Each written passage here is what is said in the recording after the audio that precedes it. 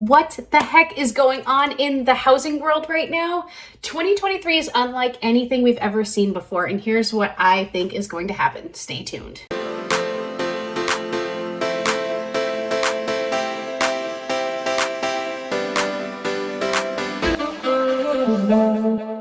Hello guys and welcome to another episode of Living on the South Coast. I'm Molly Armando. I am a real estate agent here at Residential Properties, and yeah, today is March 16th is when I'm recording it. We're getting ready for spring. I actually have a bunch of boxes where I'm planning an Easter egg hunt. Look how cute. You can't see it, but it has my my logo on it. So I have about 500 things of Play-Doh getting ready for our Easter egg hunt next month. Yeah, it's starting to get a little bit warmer. I am very, very excited because I'll show you guys a little sneak peek. Well, don't mind all the toys over there, but yeah, we just had some built-ins done in our office / playroom. So I am really excited because I feel like my space is finally a little bit cleaner. But anyways, today I want to talk about the market, the 2023 housing market. So I get this question all the time, like, what is going on? Are we in a housing crisis? Are we in a recession? Why is there no inventory? Why are the prices so high? Why are rents so high? You know, these are all very legitimate questions. And I think that I'm going to try and break it down in an easy to understand way.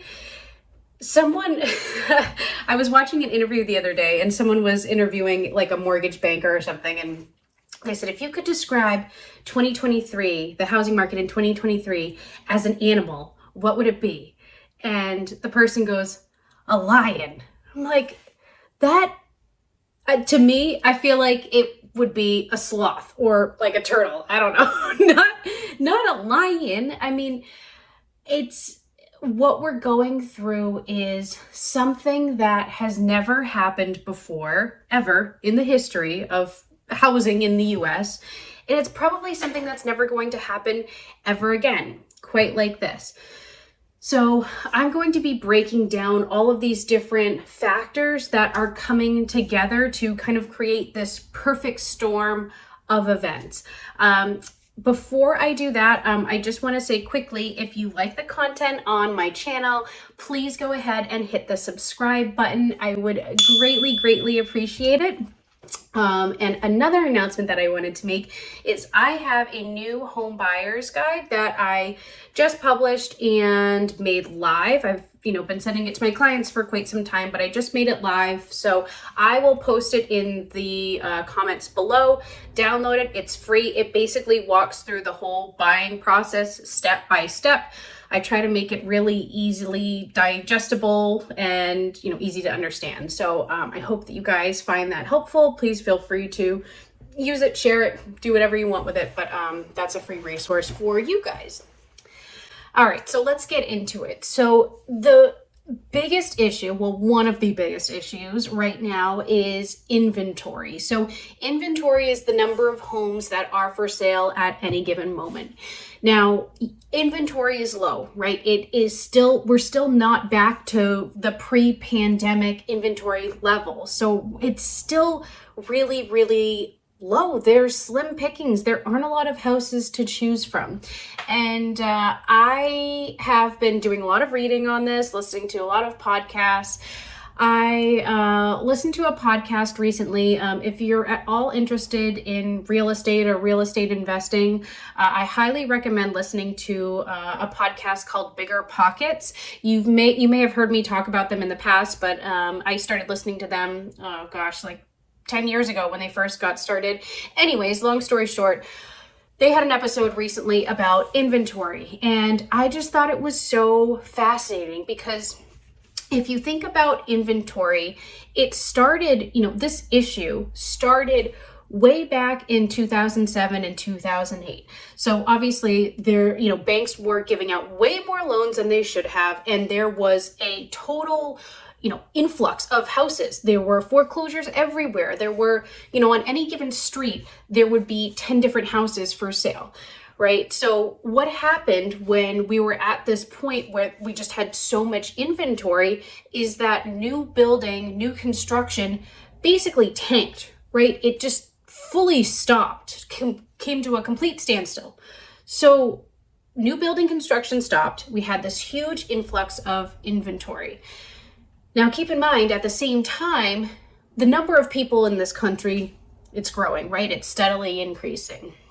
Fast forward to now, 2020, 2022, think about it in this way. I mean, we're at the point where a lot of millennials, people my age, are getting, ready to start their families. They want to buy a house.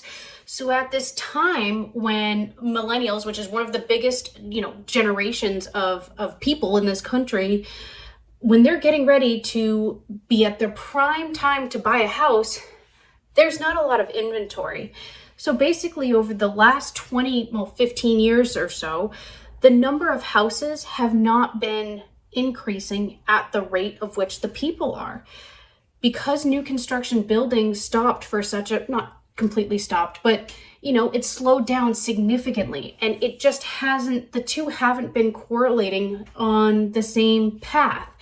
And it's really true. I mean, I have a lot of friends who didn't buy, a house a few years ago, and now they're locked into whatever lease they're tied into because, there's nothing else. There are no houses for them to buy.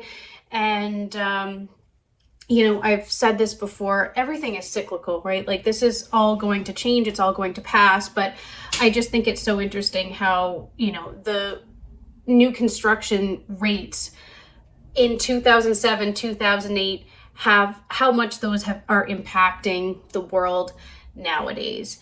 So I've been reading also that new construction building is on the rise. I know that there was definitely, it stopped pretty substantially right around COVID time, just with the cost of lumber and everything. But new construction building is going back up, which will hopefully help with this whole puzzle, but we shall see. So obviously inventory is a huge, huge factor in this puzzle. So the second component to this kind of perfect storm of all of these events is affordability. And affordability is comprised of a few different areas, but in general, yes, the feds have hiked up the mortgage rate recently. The mortgage rate anywhere, nowadays, like I said, this is March 16th, 2023. Mortgage rates right now are anywhere from 6.5% to 7%, sometimes more. I just got a quote for an investment property, and it was like 8.5% with paying 2 points. So, which obviously is not great, but so affordability. So one thing to keep in mind is that 90% of people, when they are buying a house, have to get some type of loan. So when you take into account how high the mortgage rates are, that's just adding in more money that, would be coming out of their monthly budget for a house, right? So the fact that mortgage rates are so high is making it significantly less affordable for so many people to purchase a house. One thing that's absolutely crazy about affordability is that it has not been this high since 1980. 1980 was when houses were this, when prices were this high and it was this affordable, or unaffordable, I should say. So again, this is due to so many different reasons. Inflation rate, the cost of everything is going up and up and up. But the fact that houses are just so unattainable for so many is really a huge factor in why houses aren't moving as quickly as they normally would. And one of the last major factors to this whole storm and this big puzzle is the fact that so many homeowners are rate locked. Here's a perfect example. I am working with, I would say, probably 3 or 4 different couples who are older. They are looking to downsize. They have these big houses, but they just want something smaller. They just want, less space. They want less of a house to take care of. So they are interested in moving. The problem is that they have either an interest rate that's really low, like 2.5%, or let's say even if their house is paid off, right? It is really, really difficult to justify moving to a new house, a smaller house, because they probably aren't able to get the money that their house is worth, right? Or they just don't want to be locked into a new, let's say 6.5%, 7% mortgage rate when their rate is, 2.5%. So feasibly, financially, it just doesn't make sense for a lot of these people to move. And there are lots of stats out there that say that people just are staying put. This is like the longest period that people have stayed put in their exact house for, I forget the exact stat, but people just aren't moving, right? It's because it's really, really difficult and financially challenging to move. And I think that once inventory increases, demand will still be there, right? Because all of these people that have been wanting to move for the last 3 years haven't, and prices come down a little bit. And the bigger factor is the mortgage rates. Once the mortgage rates come down even slightly to like 5%, once it's consistent, I think that consistency will give a lot of buyers peace of mind. People will realize that this is kind of the new normal. I think that once we see that consistency with mortgage rates, then buyers are going to feel a little less apprehensive about the market. They'll feel more comfortable in their purchase. And I really think that consistency will alleviate some of the buyer apprehension that's out there right now. So tell me, what do you think is going to happen in the housing market for the remainder of the year? Let me know your thoughts. Have you put your home buying plans on hold because of the high interest rates? What do you think is going to happen for the remainder of the year? I'm so curious to hear your thoughts. Again, if you found this helpful, please go ahead and hit the subscribe button.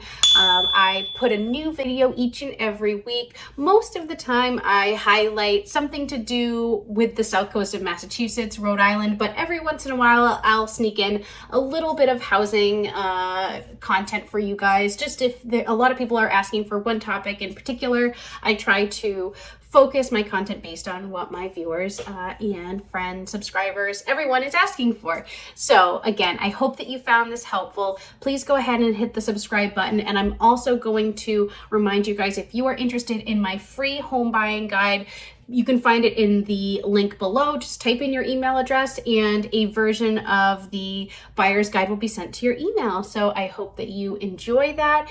And thanks, guys. I hope you have a great day. Bye-bye.